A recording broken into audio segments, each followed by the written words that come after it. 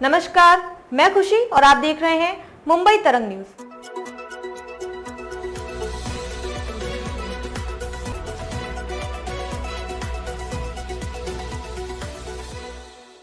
Maharashtra budget 2025, Ajit Pawar पेश किया budget. Mumbai में तीसरे एयरपोर्ट का ऐलान, एक क्लिक में पढ़े पूरा बजट। महाराष्ट्र विधानमंडल का बजट सत्र 10 मार्च यानी आज 2 बजे पेश होगा। महाराष्ट्र के उप मुख्यमंत्री अजित पवार वित्त एवं योजना मंत्री के तौर पर आज वर्ष 2025 से 26 के लिए देवेंद्र फडणवीस के नेतृत्व वाली महायुति सरकार का पहला बजट पेश करेंगे। यह पहली बार है जब अजित मुख्यमंत्री देवेंद्र फडणवीस के नेतृत्व वाली महायुति सरकार का बजट पेश करेंगे। महाराष्ट्र बजट से जुड़ी लेटेस्ट अपडेट्स जानने के लिए जुड़े रहिए इस लाइव ब्लॉग में हमारे साथ और रिफ्रेश करते रहिए। महानुभाव पंथ के पूजा स्थलों का होगा विकास। वित्त मंत्री अजित पवार ने बताया कि महानुभाव पंथ के पूजा स्थलों के विकास के लिए कार्य किए जाएंगे। साथ ही रामटेक में श्री राम मंदिर का जीर्णोद्धार, सांस्कृतिक महोत्सव का आयोजन किया जाएगा। नासिक में रामकाल पथ विकास परियोजना के लिए 146 करोड़ 10 लाख रुपए आवंटित।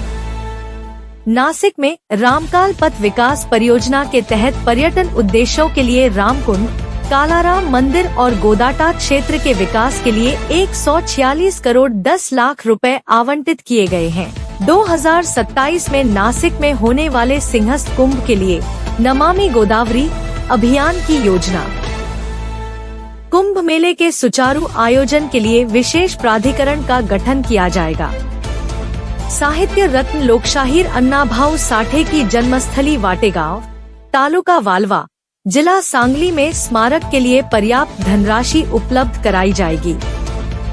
सावित्रीबाई फुले की जन्मस्थली नायगांव में महिला प्रशिक्षण केंद्र। अग्रणी शिक्षिका ज्ञान ज्योति सावित्रीबाई फुले की जन्मस्थली नायगांव, तालुका खंडाला, जिला सातारा में एक स्मारक और महिला प्रशिक्षण केंद्र बनाया जाएगा। 2026 तक 24 लाख और महिलाओं को लखपति दीदी बनाने का लक्ष्य। बजट पेश करते हुए अजित पवार ने कहा कि 2025 से 26 तक 24 लाख और महिलाओं को लखपति दीदी बनाने का लक्ष्य रखा गया है।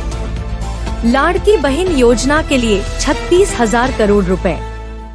मुख्यमंत्री माझी लाड़की बहन योजना के तहत लगभग 2 करोड़ 53 लाख लाभार्थी महिलाओं को 33,232 करोड़ रुपए वितरित किए। 2025 से 26 में इस योजना के लिए कुल परिव्यय 36,000 करोड़ रुपए है। सब्सिडी का उपयोग करने वाले महिला समूहों को और अधिक प्रोत्साहित करने के लिए विशेष योजनाएं शुरू की जाएंगी। प्रधानमंत्री आवास योजना के लिए 8,100 करोड़ रुपए का फंड।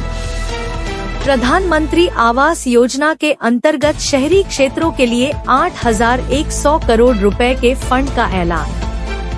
राज्य सरकार प्रधानमंत्री आवास योजना ग्रामीण फेज 2 के तहत मकान निर्माण के लिए दी जाने वाली सब्सिडी में 50,000 रुपए की बढ़ोतरी करेगी। राज्य की नई आवास नीति की जल्द होगी घोषणा।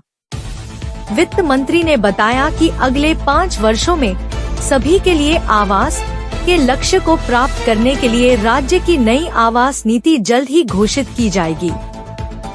जल जीवन मिशन योजना के लिए वर्ष 2025 से 26 में 3,939 करोड़ रुपए का परिव्यय निर्धारित किया गया है। एसटी महामंडल की 6,000 डीजल बसों को सीएनजी में परिवर्तित किया जाएगा। आने वाले वर्ष में पुणे में 23.2 किलोमीटर मेट्रो लाइन खोली जाएगी और एसटी महामंडल की 6,000 डीजल बसों को सीएनजी में परिवर्तित किया जाएगा। सांगली में 1,594 करोड़ रुपए की सौर ऊर्जा परियोजना को मंजूरी। सांगली जिले में 200 मेगावाट क्षमता की महसल उपसा सिंचाई योजना के लिए 1,594 करोड़ रुपए की सौर ऊर्जा परियोजना को मंजूरी दी गई।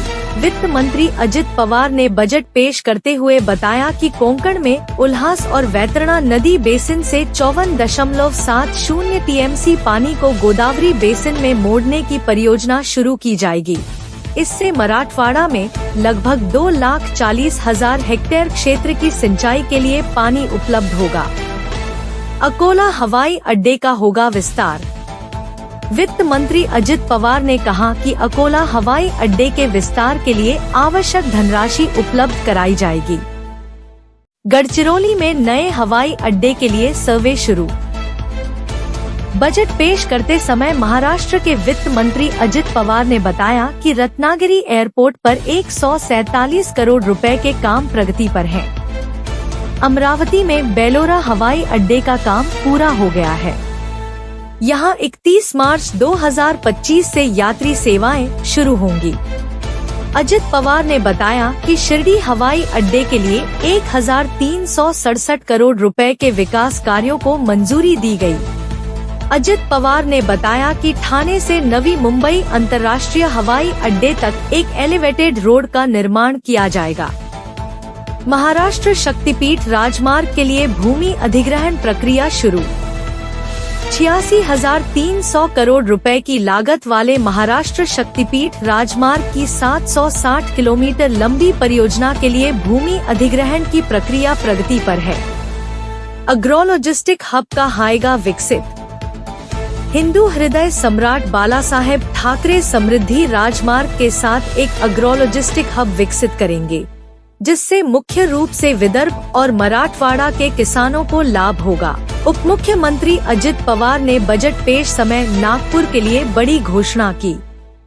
उन्होंने नागपुर में शहरी हाट केंद्रों की स्थापना करने का ऐलान किया।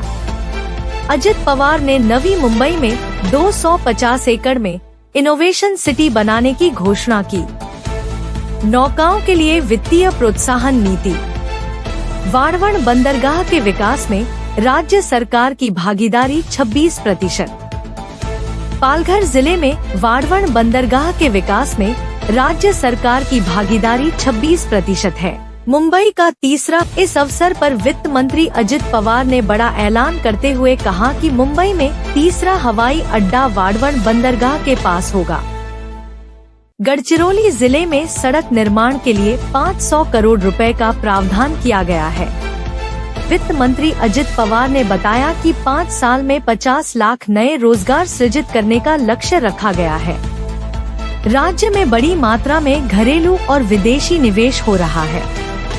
राज्य में रोजगार भी बढ़ रहा है। किसानों का कर्जा करे माफ, आदित्य ठाकरे।